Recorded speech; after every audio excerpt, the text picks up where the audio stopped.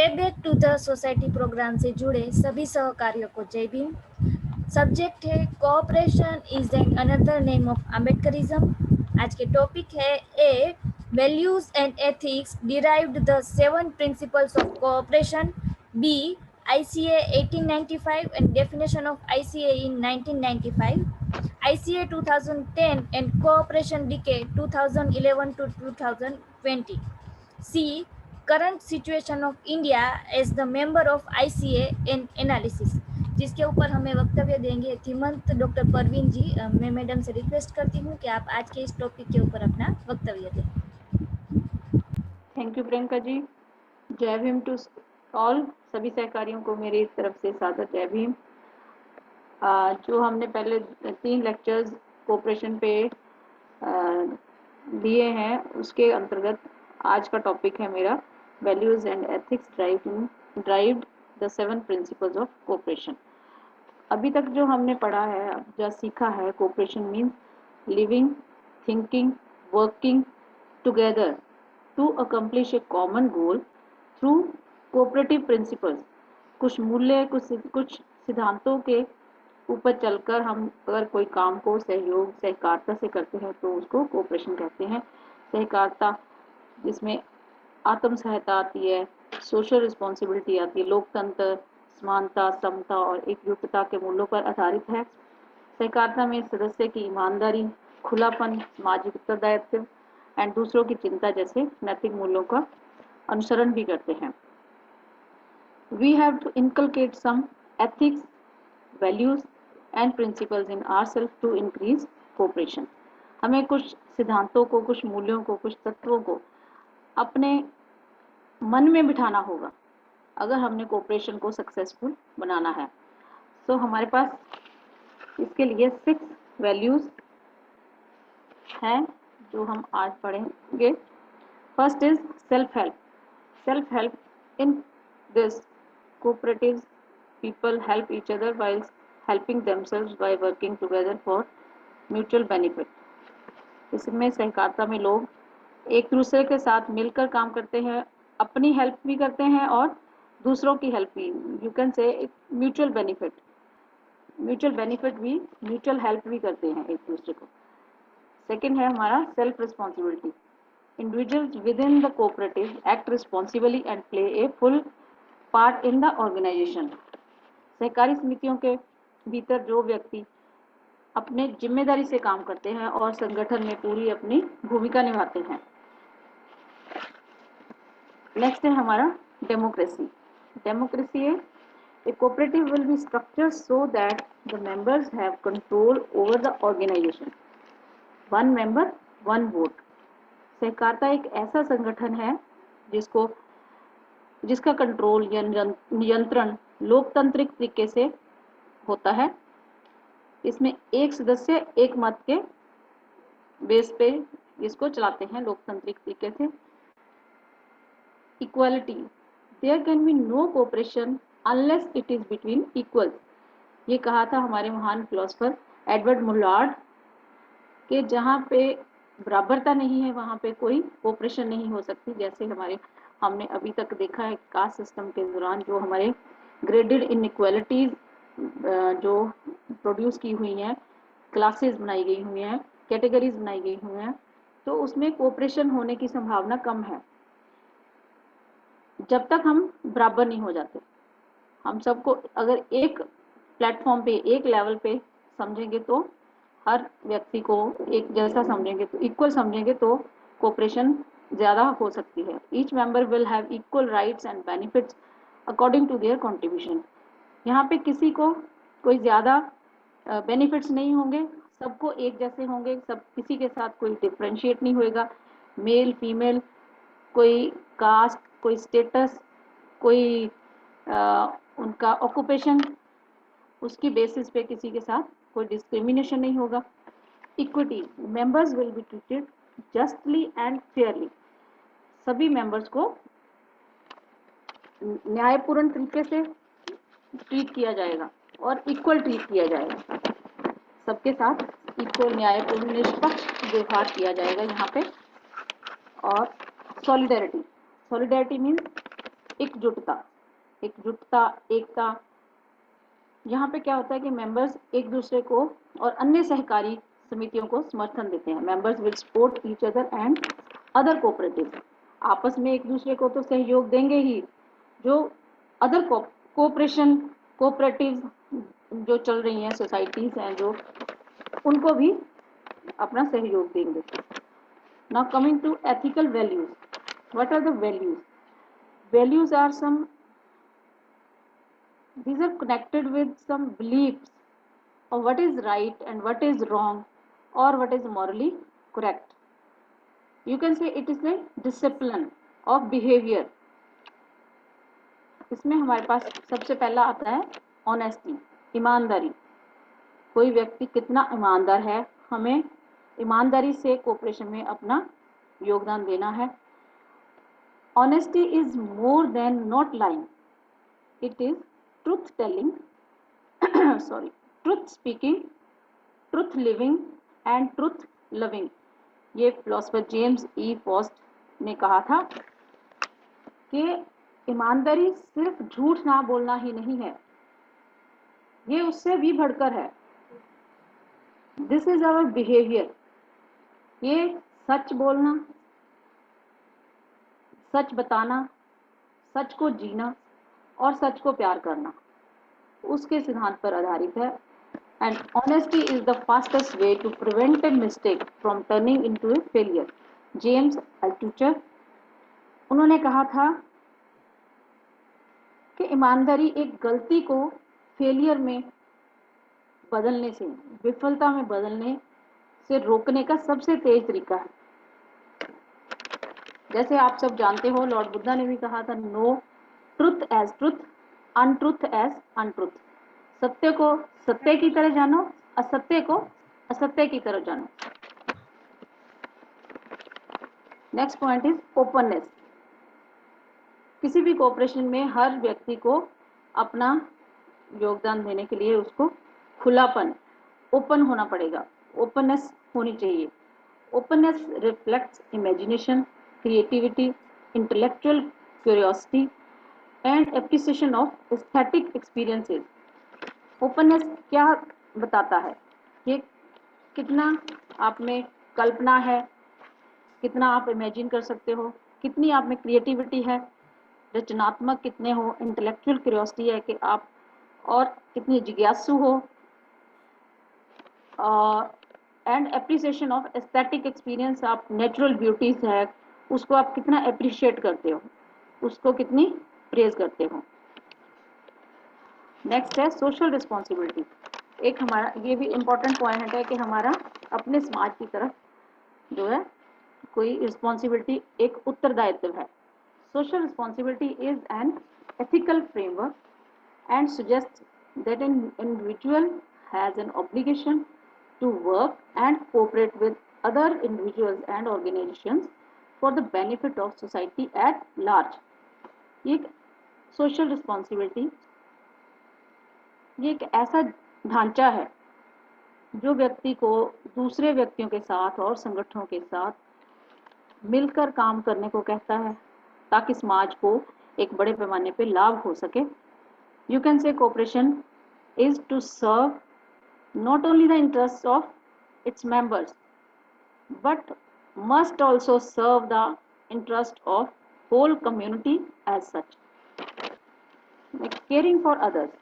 next है caring for others, दूसरों की चिंता करना, feeling or showing concern for or showing kindness to others, दूसरों की देखभाल करना, जो अदर देन हमारा कोई भी कोऑपरेटिव सोसाइटी है, कोई कोऑपरेटिव कमेटी है, उसके जो मेंबर्स है, उसके अलावा जो अदर हमारे फेलो ब्रदर्स सिस्टर्स हैं, और उनके लिए चिंता करना और उनके लिए दया महसूस करना, that is known as caring for others। Now coming to the 7 principles of cooperation। First and foremost is voluntary। First principle is voluntary and open membership। Cooperative is voluntary organization, open to all persons, able to use their services and willing to accept the responsibilities of membership, It is free from discrimination of gender, social, racial, political or religious things. Open voluntary organisation एक स्वैच्छिक संस्था है. Open और खुली, open membership स्वैच्छिक and खुली सदस्यता है. सहकारिता एक ऐसे व्यक्तियों के लिए स्वैच्छिक संगठन है जो अपनी सेवाओं का उपयोग करने में समर्थ हैं और मेंबरशिप की रिस्पॉन्सिबिलिटी जो सदस्यता के उत्तरदायित्व को बिना किसी लिंग, सामाजिक, जातीय, राजनीतिक और धार्मिक भेदभाव के रजामंदी से स्वीकार करते हैं. Means organisation is controlled democratically. हर मेंबर का इक्वल इसमें उत्तरदायित्व होता है. Next principle is democratic member control. Cooperatives are democratic organisation. लोकतांत्रिक ऑर्गेनाइजेशंस हैं controlled by their members who actively participate settling their policies and making decisions. Cooperatives सहकारिता अपने उन सदस्यों द्वारा नियंत्रित लोकतांत्रिक संगठन है जो कि उसमें अपना एक्टिवली पार्टिसिपेट करते हैं और उनकी policies, rules and regulations and decision making में हेल्प करते हैं. And men and women serving as elected representatives are accountable to the membership. जो मेल एंड फीमेल है जो उनको इक्वली ट्रीट किया जाता है और वो मेंबरशिप के लिए जवाबदेह होते हैं. Members have equal voting rights. 1 member 1 vote. जैसे मैंने पहले बताया सदस्यों को समान मताधिकार प्राप्त होते हैं. एक सदस्य एक मत. इसमें कोई प्रॉक्सी नहीं चलती. कोई एक मेंबर किसी दूसरे के बिहाफ पे कोई ओपिनियन नहीं दे सकता. Third principle is member economic participation. Members contribute equitably to the capital of their cooperative and control it democratically. सब मेंबर्स इक्वली कंट्रीब्यूट करते हैं एंड इसको लोकतांत्रिक तौर से तरीके से कंट्रोल करते हैं. At least part of that capital is usually the common property of the cooperative. This is very important point कि जो इक्वली हम कंट्रीब्यूट करते हैं वो जो कैपिटल हमारे पास इकट्ठी होती है उस कैपिटल का एक पार्ट जो हम कोऑपरेटिव्स का कॉमन प्रॉपर्टी होती है और उस कॉमन प्रॉपर्टी को हम अपनी सोसाइटी की डेवलपमेंट के लिए यूज करते हैं. Members usually receive limited compensation or benefit if any on capital subscribed as a condition of membership. किसी मेंबर को कोई कंपनसेशन नहीं, मुआवजा नहीं मिलता इस कैपिटल से. Members allocate surpluses for the purposes like developing their cooperative, possibly by setting up reserves and supporting other activities approved by the membership. यहाँ पे एक रिजर्व मनी या रिजर्व सरप्लस हमारे रिसोर्सेज हम रखते हैं जिसको हम अपने मेंबर्स के लिए और कम्युनिटी की डेवलपमेंट के लिए यूज करते हैं. Next principle is autonomy and independence. Autonomy means स्वायत्तता and freedom. Independence means freedom. Cooperatives are autonomous self-help organizations controlled by the members. ये आत्मनिर्भर संगठन है, एक फ्री संगठन है जो मेंबर्स द्वारा चलाया जाता है. इसमें कोई बाहर से कोई एड या हेल्प नहीं मिलती. If they enter into agreements with other organizations including government or raise the capital from external sources, they do so on terms that ensure democratical control by their members and maintain their cooperative autonomy. अगर वो किसी government organisation के साथ collaborate करते हैं, जहाँ मिलते हैं, तो उसमें अपनी उनकी सेल्फ आइडेंटिटी जो है उसको मेंटेन रखते हैं. उसमें ये नहीं है कि उसमें मिलके अपनी आइडेंटिटी खो देंगे. Next principle is education, training and information. जैसे कि हमारे पीबीएसपी प्रोग्राम के अंतर्गत अभी जो चल रहा है, हम ट्रेनिंग दे रहे हैं, एजुकेशन दे रहे हैं सभी ट्रेनर्स को। This is very important. Cooperatives provide education and training for their members, elected representatives, managers and employees, so they can contribute effectively to the development of their cooperatives. सभी जो इसके members होते हैं, जो चुने गए रिप्रेजेंटेटिव होते हैं, मैनेजर्स होते हैं, एम्प्लॉइज होते हैं, यहाँ पे तो हम सबको एक जैसा ट्रीट करते हैं और सब कंट्रीब्यूट करते हैं इफेक्टिवली टू द डेवलपमेंट। उनको एजुकेट किया जाता है, ट्रेन किया जाता है उनको के ग्रास रूट लेवल तक, जो एम्प्लॉइज हैं, जो वर्कर्स हैं हमारे पीबीएसपी के, ताकि सब एक जैसे अच्छे से ट्रेंड ट्रेनर बन सकें, जाके फील्ड में वो आगे लोगों को अवेयर कर सकें। They inform the general public, particularly young people and opinion leaders about the nature and benefits of cooperation, ताकि वो फील्ड में जाके जो यंग जनरेशन है हमारी, या ओपिनियन लीडर्स, जो कुछ नेतागण हैं जो लोकल लेवल पे होते हैं, उनको कोऑपरेशन के फायदे बता सके। नेक्स्ट 7th प्रिंसिपल है कोऑपरेशन अमंग कोऑपरेटिव्स। सहकारी सोसाइटी में, सहकारियों में आपस में सहयोग। Cooperatives serve their members most effectively and strengthen the cooperative movement working together through local, national and international structure. सहकारियों द्वारा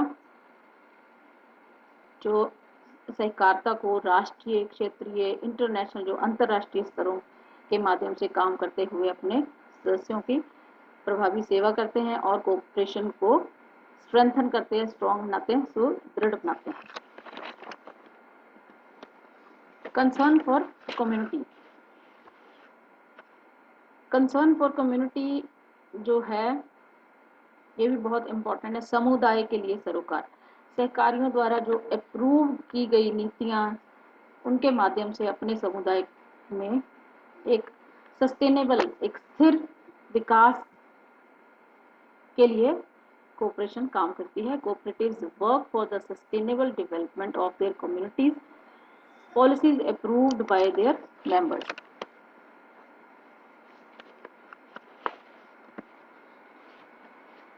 जैसे कि हम सब जानते हैं, लॉर्ड बुद्धा ने कहा, एक पल एक दिन को बदल सकता है, एक दिन एक जीवन को बदल सकता है, और एक जीवन इस दुनिया को बदल सकता है। वैसे ही लापरवाह रहने पर हमें घास जैसी जो नर्म चीज़ है वो भी हमारे हाथ को घायल कर देती है। उसी तरह अगर हम भी कोऑपरेशन से के जो ये हमने एथिक्स, वैल्यूज़ एंड प्रिंसिपल्स पढ़े हैं, इनसे हम अवेयर नहीं हैं, अवगत नहीं हैं, तो ये कास्ट जैसा जो वायरस है हमें निगल जाएगा। So we have to decast and annihilate and give some antivirus to our society to kill this virus with the antivirus. What is that antivirus? That is cooperation. Coming to my second topic, International Cooperative Alliance, ICA. ICA was established on 19th August 1895 to promote cooperative models. Cooperative सहकारिता को बढ़ावा देने के लिए ये 1895 में 19 अगस्त 1895 को इसको एस्टेब्लिश किया गया। This is the oldest and largest non government organisation in the world, जिसके 312 ऑर्गेनाइजेशंस हैं from 109 countries. Only one organization which has survived in the World War I and II. ICA is committed to peace, democracy and no politics. इसमें कोई राजनीति नहीं होती, शांति के लिए और लोकतंत्र को मजबूत बनाने के लिए ये ICA बनाई गई। What is the definition of cooperation by ICA? जो 7th principal concern for community है वो 1995 में बाद में ऐड किया गया कोऑपरेशन में। now what is the definition by ICA, international cooperation alliance ने क्या डेफिनेशन की, जो कोऑपरेशन की डेफिनेशन क्या दी? 1895 टू 1995 100 साल लग गए उनको डेफिनेशन बनाने के लिए, कोऑपरेशन को समझने के लिए। तो then they gave this definition: cooperation is an autonomous association of persons united voluntarily to meet their common economic, social and cultural needs and aspirations through a jointly owned and democratically controlled enterprise। एक लोकतंत्री एक संगठन है cooperation, ऐसा संगठन है जो लोकतांत्रिक तरीके से जो पर्सन, इसमें व्यक्ति इकट्ठे होते हैं, लोकतांत्रिक तरीके से ये कंट्रोल होता है। इसमें हम आर्थिक, सामाजिक और कल्चरल नीड्स को ज्वाइंटली अटेन करने की कोशिश करते हैं। ICA 2010 international year of cooperative, ICA ने 95 से लेकर 2010 में इसको इंटरनेशनल ईयर ऑफ कोऑपरेटिव की तरह सेलिब्रेट किया। कोऑपरेटिव एंटरप्राइज, इसमें क्या मेन इम्पोर्टेंस क्या थी? कोऑपरेटिव एंटरप्राइज एम्पावर्स वुमन, उन्होंने लेडीज़ को बहुत इम्पोर्टेंस थी, उनको पावरफुल बनाने के लिए, स्ट्रेंथन करने के लिए ये जो ICA में प्रावधान रखा। जो लेडी थी dame Pauline Green chair, she was the president of international cooperative alliance 2009। उन्होंने एक स्लोगन दिया, cooperative enterprises build a better world, कि जो सहकारिता है, सहकारिता के अंतर्गत जो संगठन बनाते हैं या कोई बिजनेस करते हैं, वो एक अच्छा वर्ल्ड बना सकते हैं। लेकिन उसमें कुछ चैलेंजेस थे जो इसके 2010 के इंटरनेशनल ईयर में उन्होंने फेस किए। चैलेंजेस क्या थे? The acknowledged leader in economic, social and environmental sustainability, एक अच्छा एक्नॉलेज लीडर नहीं था, उनको जो आर्थिक, सामाजिक और पर्यावरण में एक स्थिरता ला सके। And therefore the model preferred by the people, still ये मॉडल बहुत लोगों ने बहुत इसको सराहना की, इसको प्रेज किया। As a result of that to become the fastest growing form of enterprise, उसकी वजह से ये बहुत तेजी से बढ़ता हुआ एक एंटरप्राइज बन गया। Cooperative decade 2011 to 2020 vision of ICA, cooperative ICA ने एक जो 2011 टू 2020 ये 10 साल को उन्होंने एक कोऑपरेटिव डेकेड की तरह मनाया। और उसकी विजन क्या थी? Elevate participation within memberships and governance to a new level, हम पार्टिसिपेशन जो है उसको कैसे बढ़ा सकते हैं? मेंबरशिप को, जो कंट्रीज हैं, जो मेंबर्स कंट्रीज हैं, उनकी और पार्टिसिपेशन कैसे बढ़ा सकते हैं?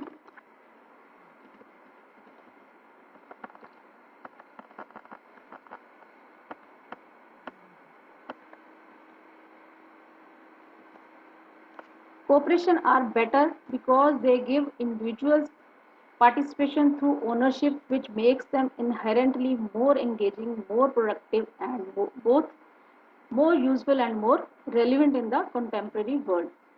सहकारिता जो है इंडिविजुअल्स को, व्यक्तियों को उनकी पार्टिसिपेशन को बढ़ाता है, जो उनको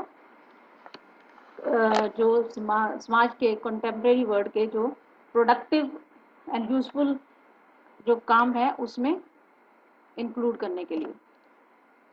position cooperative as builders of sustainability, हमने जो कोऑपरेशन है या कोऑपरेटिव सोसाइटीज़ है उनको कैसे बिल्डर्स बनाना है, कैसे उनको सस्टेन करना है, स्थिर कैसे बनाना है, वो उनकी विजन थी जो 10 इयर्स में थी, डेकेड में।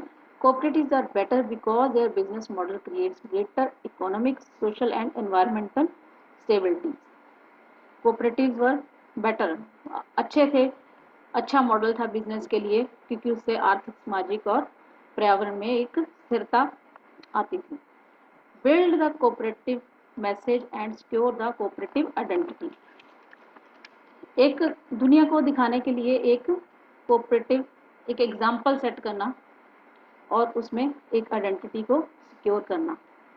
आइडेंटिटी क्या है? Which is defined by the core values and principles of cooperation and needs to be communicated from policy makers to the general public। उसकी आइडेंटिटी क्या थी, पहचान क्या थी कि जो हम प्रिंसिपल्स हैं और वैल्यूज़ हैं, एथिक्स हैं कोऑपरेशन के, उनको अच्छे से डिफाइन करना और उनको जनरल पब्लिक तक पहुंचाना, उनको कम्युनिकेट करना। नेक्स्ट पॉइंट था ensure supportive legal framework for cooperative growth. एक लीगल कानूनी ढांचा तैयार करना। This framework plays a critical role for the viability and existence of cooperatives, जो कि उसकी वायबिलिटी एंड एग्जिस्टेंस को बनाने में बहुत एक पिविटल रोल एक्ट करेगा। Secure reliable cooperative capital while guaranteeing member control. Cooperatives need access to capital if they are to be established, grow and flourish। जो कोऑपरेटिव्स हैं उनको एक रिलायबल कोऑपरेटिव कैपिटल को सिक्योर करना bye assured member control। Secure reliable cooperative capital by granting member control। Cooperatives need access to capital if they are to be established, grow and flourish। Next, coming to a cooperative decade of confident growth। वो कैसे आ सकती है, कैसे हम cooperative identity को create कर सकते हैं? वो क्या, हमारे पास एक अच्छा कैपिटल होना चाहिए, उसके लिए मैक्सिमम पार्टिसिपेशन होनी चाहिए। Second point. Third point is उसमें सस्टेनेबिलिटी होनी चाहिए। एंड फोर्थ पॉइंट इज उसका एक कानूनी ढांचा होना चाहिए, लीगल फ्रेमवर्क होना चाहिए। ये अगर चारों हमारे स्ट्रॉन्ग है तो हम कोऑपरेशन की एक अच्छी सी आइडेंटिफिकेशन बना सकते हैं। What is the current situation of India as a member of ICA? ICA में, हमारे इंटरनेशनल कोऑपरेटिव अलायंस में इंडिया की सिचुएशन क्या है? India is only a member of ICA. जो अब तक हमारी पोजीशन है इंडिया की, it is only a member of ICA. इसको कोऑपरेशन के बारे में कुछ नहीं पता, ये जस्ट एक सदस्य है। Government is totally fail to inculcate cooperative ethics, values and principles, hence no cooperation is seen. इसको हमें जैसे लगता है कि इतने सालों के बाद भी कोऑपरेशन इंडिया में क्यों सक्सेसफुल नहीं हुई, हमारे समाज में क्यों सक्सेसफुल नहीं हुई? क्योंकि गवर्नमेंट ने हमारे जो इसके एथिक्स है, वैल्यूज़ है, उनको लोगों के मन में नहीं बिठाया, उनको अच्छे से प्रेजेंट नहीं किया। सो लोगों के दिमाग में नहीं बैठे, दिल को नहीं लगे। Indian cooperative movement is like a child in distress. तो हमारे सामने क्या है कि जैसे एक बच्चा बहुत यू कैन से कुपोषण का शिकार है, बीमारियों से लड़ता हुआ, बहुत बुरी हालत है उसकी। तो इंडिया की हालत कोऑपरेशन में वैसी ही है। और हमें क्या करना है कि हमारी ड्यूटी क्या है कि इस बच्चे को, हमने जो बच्चा एक डिस्ट्रेस में है, जो बीमार है, जो कुपोषण का शिकार है, उसको हमने इसमें से बाहर लेके आना है। उसको हम, ये सब हम कैसे कर सकते हैं? इसको हम जितना हम कोऑपरेशन करेंगे, कोऑपरेशन से ही हम इसको अपनी कंडीशन को सुधार सकते हैं, हम इसको बाहर लेके आ सकते हैं। What are the challenges before the concept of cooperation? अभी तक हमने जो पढ़ा है, कास्ट, थिंकिंग स्किल्स, कोऑपरेशन, उसमें सब में हमने यही पढ़ा है कि caste system is a virus, potential virus, and thinking skill is the antivirus. Cooperation कम होने के क्या कारण है? First is lack of education and thinking skill. हमारे एजुकेशन कम है, थिंकिंग स्किल की कमी है, no democracy, lack of intellectual class for reconstruction of society. Intellectual class है जो हमारी, वो सेल्फिश हो गई है, अपने सेल्फ के बेनिफिट्स में, सेल्फ के कामों में बिजी है। Lack of control on resources, that is an unstable financial sector in Bahujan of India. हमारे पास पर्याप्त रिसोर्सेज नहीं है। Number of organisation, social political, बहुत सारी ऑर्गेनाइजेशन बन चुकी हैं, हम ऑर्गेनाइज नहीं हो पा रहे हैं, बल्कि हम ऑर्गेनाइजेशंस बनाने में ज़्यादा जोर दे रहे हैं। Loss of trust in political and economic organisations, हमारा राजनीतिक और आर्थिक ऑर्गेनाइजेशन से भरोसा उठ चुका है। Can we use cooperation as the powerful weapon to overcome these challenges? अभी तक जो हमने पढ़ा, यस वी कैन। जैसे हमने पहले पढ़ा है, कल भी मैंने बताया, caste is inversely proportional to cooperation. जितना कास्ट बढ़ेगा उतना कोऑपरेशन कम हो जाएगा, जितना कोऑपरेशन बढ़ेगा वैसे वैसे कास्ट कम हो जाएगा। कास्ट को हम डीकास्ट कर सकते हैं और एनिहिलेट कर सकते हैं। We can immunise, renovate, revitalize and rejuvenate Ambedkarism by cooperation only। क्या है कि हम अम्बेडकरिज्म को कैसे जीवित कर सकते हैं, हम कैसे उसको रीजुविनेट कर सकते हैं, दोबारा जिंदा कर सकते हैं, वो है एक हमें इम्यूनाइज करना पड़ेगा। इम्यूनाइजेशन क्या होती है कि इम्यूनाइज, जैसे बच्चे को कोई बीमारी है उसके लिए हम उसका टीकाकरण करते हैं, तो कास्ट ये है एक बहुत बड़ी बीमारी है, उसको हम कौन सा टीका लगाएंगे? वो कोऑपरेशन का टीका लगाएंगे। रेनोवेट, हम उसको, जो कास्ट सिस्टम है जो हमारे दिमाग में उसके मिथ्स बैठी हुई हैं उसको रेनोवेट करेंगे, उनका नवीनीकरण करेंगे। रीविटलाइज एंड रीजुविनेट, तब जाके हम उसको, जो अम्बेडकरिज्म है, जो सहकारिता है, जो कोऑपरेशन है, उसको रिवाइव कर सकते हैं दोबारा जिंदा कर सकते हैं। Next, what are the weapons for reconstruction of society? जैसे अब तक हमने ये सारा पढ़ लिया है, बाबा साहब ने भी कहा सॉरी, मेरा भारत प्रबुद्ध भारत, वो हम कैसे बना सकते हैं Prabuddha Bharat? These are the weapons with which हम रिकंस्ट्रक्शन ऑफ सोसाइटी कर सकते हैं, प्रबुद्ध भारत को अटेन कर सकते हैं। फर्स्ट है thinking skill, second education, cooperation, third is cooperation. Thinking skill is, it is the biggest investment in social transformation movement। Education, education itself is life, जैसे हमने अब तक पढ़ा है। Cooperation, cooperation is another name of Ambedkarism। So to reconstruct the society, हमने अगर society को दोबारा से बनाना है, we have to add all three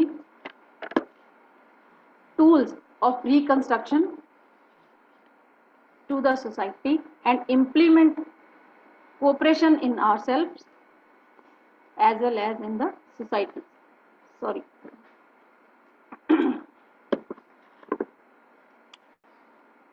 cooperation is another name of Ambedkarism or humanism, which enlarge our capacity to cooperate, to engage in joint behavior with other fellows of society at large, and pay back to society to which we belong in the mission। Thank you। जय भीम, जय भारत, जय संविधान। Excellent, अच्छा है। वो कितना regard से मिली और आपके साथ बहुत ज्यादा हिम्मत से और ज्यादा काम करेंगे।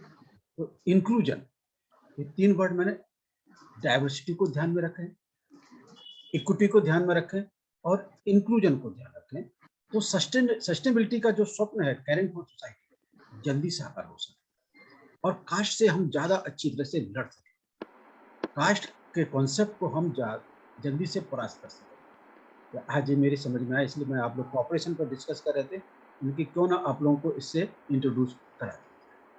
और इसके लिए अपने मिनिस्ट्री ऑफ कॉपरेशन पर ये बहुत बड़ी बहस चल रही है। अभी फंडामेंटल राइट्स में कोऑपरेटिव सोसाइटी करके फंडामेंटल राइट्स में प्रोविजन कर दिया था, लेकिन 21 तारीख के सुप्रीम कोर्ट के डिसीजन ने उसे अनकॉन्स्टिट्यूशनल डिक्लेयर कर दिया। अब ये तो बड़ी बात हुई। केवल उतने ही फंडामेंटल राइट्स में इसे क्यों लिया है, इसलिए अनकॉन्स्टिट्यूशनल डिक्लेयर किया कि आपने पार्लियामेंट में तो पास किया है, लेकिन 50% से ज्यादा स्टेट से आपने इसका समर्थन नहीं किया। वहां से जब तक स्टेट का व्यू नहीं आता है तब तक ये कानून नहीं बन सकता है। अदरवाइज संविधान को मॉडिफाई करना, अमेंड करना, ये उन्होंने सही नहीं समझा, इसलिए संविधान सुप्रीम कोर्ट ने उसे टर्न डाउन कर। अभी इसके लिए पूरे देशों में अलग अलग कानून बन गए, तो उसके ऊपर ही प्रेसिडेंट हो गए, क्योंकि ये अलग अलग गवर्नमेंट स्टेट बॉडीज को डायरेक्ट नहीं कर सकती। कंट्रोल तो खुद बॉडी ने करना है, लेकिन हमारे देश की डिपार्टमेंट है ना, जितने कोऑपरेटिव सोसाइटी का जो रजिस्टर वगैरह रहते हैं, रेवेन्यू डिपार्टमेंट के अंदर रहता है, तो वो हमारे यहाँ की जो सोसाइटियाँ होती हैं, चाहे एग्रीकल्चर हो, लेबर हो, हाउसिंग हो, उनके ऊपर डिस्प्यूट वगैरह होते हैं, तो वो उसको डायरेक्ट कंट्रोल करते हैं। उनमें वर्षों तक इलेक्शन भी नहीं होने देती, और मनमर्जी उनकी चलती रहती है, और इसी के आधार पर बड़े बड़े करप्शन। ये चीज स्थिति में बदलना, तो एक नए ढंग से विचार भी चल रहा। इधर हम कॉपरेशन अपने बीच में लाए हैं, आपसे प्रश्न लोग करेंगे, क्योंकि जिन्हें थोड़ा सा भी नाराजगी होगी आपसे, तो चलो मैं ऐसा प्रश्न क्यों ना आपके सामने उपस्थित कर दूं कि आप उसका उत्तर ना दे पाए। इसलिए मैं आप लोगों को अपडेट कर रहा हूं कि सुप्रीम कोर्ट में डिसीजन, लेकिन इतना ही, बाकी पंचायत में दूसरी जगह कॉपरेशन है, वो उन्होंने बरकरार रखा। केवल फंडामेंटल राइट्स में जो 19 में क्लॉज में आर्टिकल में जो अमेंडमेंट किया 19(1)(c), उसमें जो एसोसिएशन यूनियन के साथ कोऑपरेटिव सोसाइटी वर्ड दिया था, तो उसे फंडामेंटल राइट बनाने से इनकार किया। केवल इतना कि आपने स्टेट से कंसेंट नहीं ली, मेजोरिटी, तो वो बाद में इनसे कंसेंट लेंगे, क्योंकि उसे विड्रॉ करना पूरे वर्ल्ड में इंडिया की इंसल्ट होना, पूरे देश में। इसलिए इस सरकार को वो कानून बनाना होगा, सब स्टेट से सहमति लेना पड़ेगा। तो एक ये आप, इसलिए मैंने आपसे मिनिस्ट्री ऑफ कॉपरेशन पर थोड़ा सा ध्यान देंगे। और जो सुप्रीम कोर्ट का कल से डिसीजन आया है, आपको डिसीजन जानने के लिए एक वेबसाइट का एक एप्स है, मैं चाहूंगा कि आप लोग अगर उसे डाउनलोड करेंगे तो अच्छा होगा। मैं आपको उस एप्स का नाम बता दूं, livelaw.in, LIV, live law, LAW law, LIVE, live LAW.in। इस एप्स को आप डाउनलोड कर लीजिए, और इसको जैसे आप दिन में, 2 दिन में, 1 दिन में जैसे आप ओपन करेंगे, तो आपको सुप्रीम कोर्ट के सारे डिसीजन इसमें, आपको इधर उधर भटकने की जरूरत नहीं, कौन विद्वानों से पूछने की जरूरत नहीं है, आप स्वयं अपने आप को अपडेट करें। ये बहुत बड़ा हेल्पफुल है कि सुप्रीम कोर्ट के डिसीजन सबसे लास्ट माने जाते हैं, हाई कोर्ट वगैरह के डिसीजन भी होते रहे, सुप्रीम कोर्ट से डिसीजन हुआ लेकिन फाइनल। तो वो ध्यान में हमारे लोगों को रखना, इस देश के इंटेलेक्चुअल क्लास के साथ अपडेट होना भी है। हमारे कार्यकर्ता, हमारे ट्रेनर अपने आप को अपडेट नहीं रख पाएंगे, तो वही बात नहीं होगी कि अरे अभी हमको मालूम नहीं, हमको पढ़ाई नहीं गया, हमको सिखाया नहीं। ऐसा बात नहीं आना चाहिए।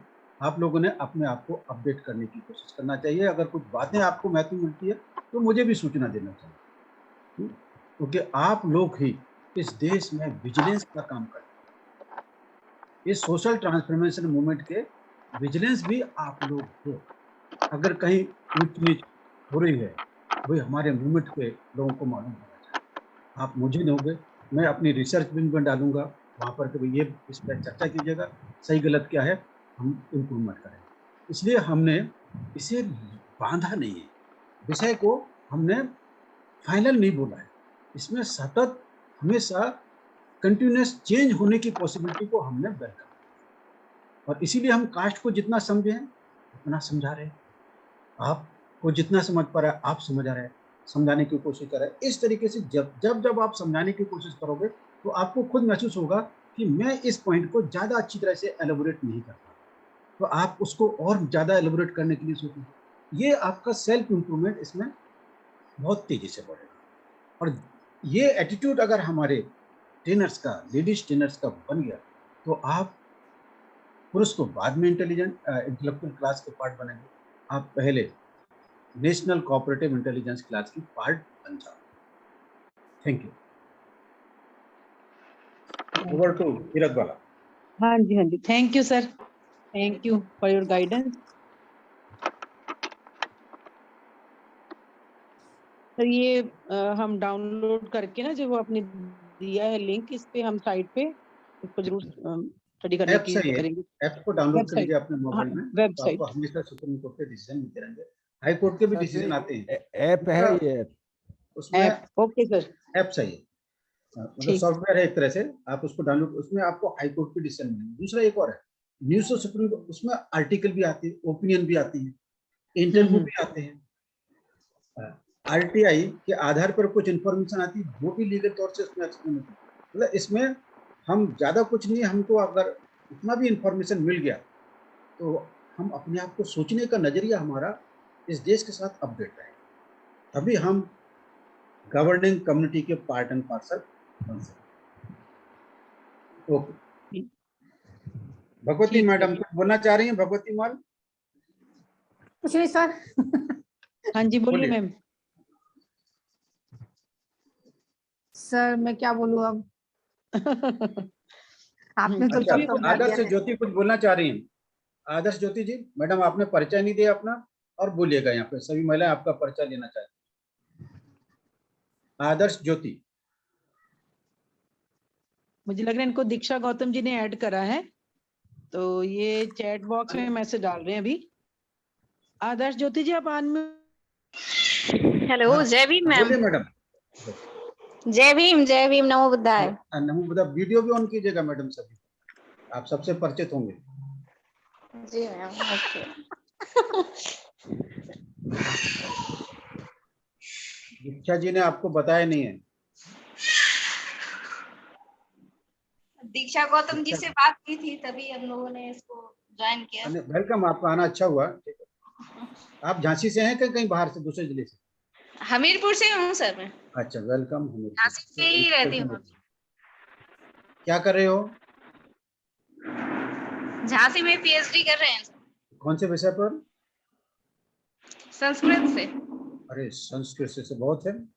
हम आपको एक धी शब्द बोलते हैं, धीमंत शब्द का विश्लेषण संस्कृत में ढूंढिएगा। संस्कृत में धी शब्द का धा में बड़ी की मात्रा है, धी, इसलिए हम आपस में धीमंत बोलते हैं। हम महिलाओं को मैडम की जगह हम धीमंत ज्यादा पसंद करते हैं, तो आप धीमंत पर जरा रिसर्च कीजिएगा, शब्द क्या है। संस्कृत में पीएचडी करें तो आप अच्छे जानकार होंगे, और हमीरपुर बुंदेलखंड एरिया से हैं आप, तो अच्छी बात। उत्तर प्रदेश का ही डिस्ट्रिक्ट पड़ता है हमीरपुर ना? हाँ हाँ। और झांसी भी बुंदेलखंड में पड़ता है, इसलिए आप दोनों बुंदेलखंडी। रानी झांसी के जिले की, लेकिन अभी हम झलकारी बाई के जिले की कहना चाहिए।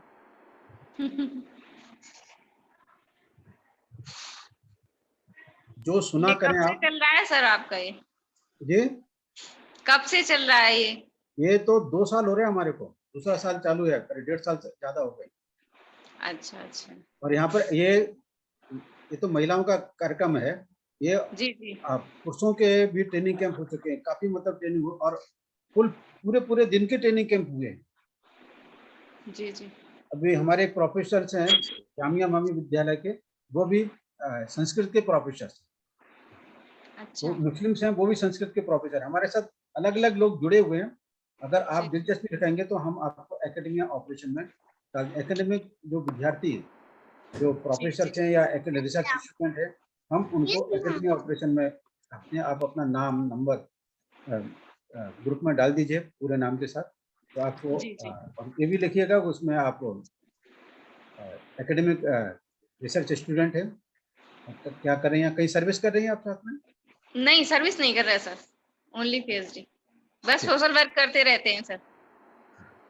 सोशल पढ़ाई के वेलफेयर साथ साथ सोशल वर्क जारी। सोशल वेलफेयर और सोशल चेंज, दो शब्दों का फर्क समझिए। वेलफेयर और सोशल चेंज। हम लोग यहाँ जी, पे कल्याण वो कर सकेंगे जिसके हाथ में ताकत है, पैसा जी, है, जी।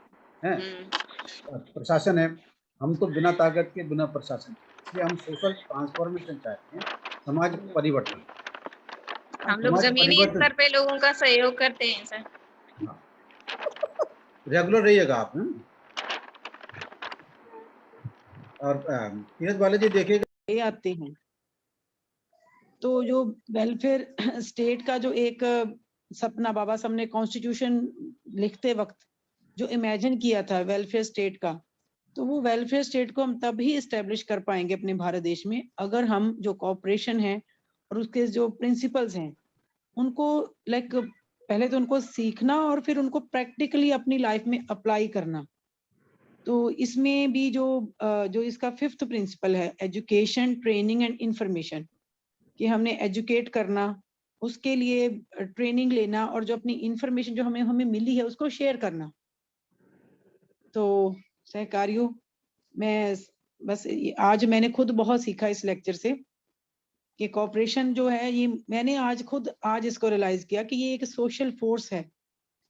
अगर हम कैपिटलिज्म से बचना चाहते हैं, अगर हम कास्ट कल्चर में जो एट्रोसिटीज हो रही हैं अगर हम उससे बचना चाहते हैं, और जो वेलफेयर स्टेट के जो एक जो आइडियल सोसाइटी, कास्टलेस सोसाइटी की अगर हम बात करना चाहते हैं, और जो संविधान में जैसे बाबा साहब ने सपना जो उनका था, liberty, equality, fraternity and justice, अगर उस सबको हम इन एक्चुअल में इस भारत देश की धरती पे देखना चाहते हैं तो उसके लिए कॉपरेशन जो है वो बहुत जरूरी है। तो जैसे हम पहले बात कर रहे थे कि उसके लिए हमें कास्ट को बहुत अच्छे से समझना होगा, और उस कास्ट के जो मॉन्स्टर है उसका, जैसे हम कहते हैं कि thinking skill is the antivirus against this caste monster, against this caste virus. और जो पावरफुल वेपन है, या जो हम यहाँ कह ले कि जो वो बारूद जो बाबा साहब ने बोला है, तो वो कॉपरेशन है। Cooperation is the powerful weapon against this caste culture. तो आज जितने भी सहकारी जुड़े, मैं आप सबका बहुत बहुत धन्यवाद करती हूँ। और कल अगेन इसी टाइम पे हमारा अगेन है जो 5th एंड लास्ट लेक्चर होगा कॉपरेशन का। तो हाँ, जो लास्ट लेक्चर होगा कल हमारा कॉपरेशन पे, तो उसके बाद जो है हमारा 5th पॉइंट शुरू हो जाएगा, सोशल रिकंस्ट्रक्शन। तो उसके लेक्चर बाद सैटरडे ऑनवर्ड उसके लेक्चर रहेंगे। तो एक बार फिर आप सभी का बहुत बहुत धन्यवाद, और आप इसी तरह जुड़ते रहें और अपने सवाल भी जरूर रखें, क्योंकि जब हम बोलेंगे कुछ गलतियां भी होंगी तो तभी हम पता चलेगा कि हाँ, हम यहाँ पे हमने इम्प्रूवमेंट करना है। तो हेमंत PR सरकार, राजा राम आनंद जी का, और आज के जो स्पीकर थे हमारे डॉक्टर प्रवीण जी का, आप सभी का बहुत बहुत धन्यवाद और थैंक यू। जय भीम, जय भारत। Thank you. जय भीम जी। जय भीम। ओके।